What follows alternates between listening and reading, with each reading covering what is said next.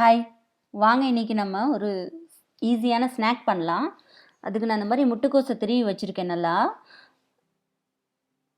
அதை வாஷ் பண்ணிவிட்டு திருவிக்கலாம். நம்ம இப்போ நான் கடலை மாவு ஆட் பண்ணிக்கிறேன். 1 கப் கடலை மாவு போட்டிருக்கேன். அதில் 1/4 கப் அரிசி மாவு போட்டு நல்லா மிக்ஸ் பண்ணிக்கலாம்.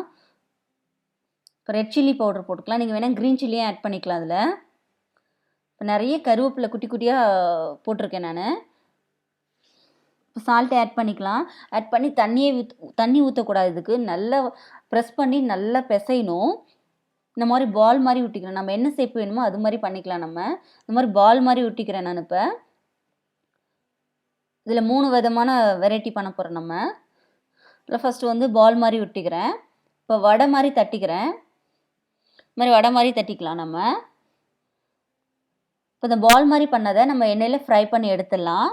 நீங்கள் ஆனியன் கூட ஆட் பண்ணிக்கலாம். ஆனியன் வேணாட்டி இந்த மாதிரி கூட ஒவ்வொரு குழந்தைங்களுக்கு ஆனியன் போட்டால் பிடிக்காது. அதனால நான் ஆனியன் போடலை. நிறைய கருவேப்பிலை போட்டிருக்கோம். நம்ம இதில் வேக வச்சு எடுத்துடலாம். இப்போ நான் வடை மாதிரி தட்டினதை நான் எண்ணெயில் ஃப்ரை பண்ணி எடுத்துடலாம். பாருங்கள், வெந்திரிச்சு எடுத்துடுறேன்.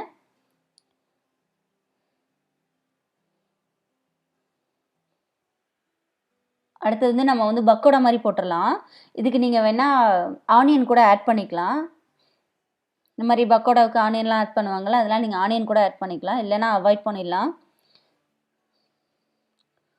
ரொம்ப நல்லாயிருக்கும். ஒரு குழந்தைங்களுக்கு முட்டைக்கோஸெல்லாம் பிடிக்காது. இந்த மாதிரி செஞ்சு கொடுக்கலாம். நம்ம ஒரு முட்டைக்கோஸை வச்சு நம்ம 3 வெரைட்டி பண்ணிடலாம்.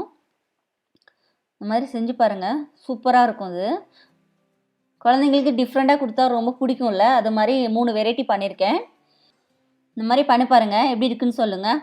வேறு ஏதாவது டிஷ் வேணுனாலும் நீங்கள் என்கிட்ட கமெண்டில் சொல்லலாம். பாய்.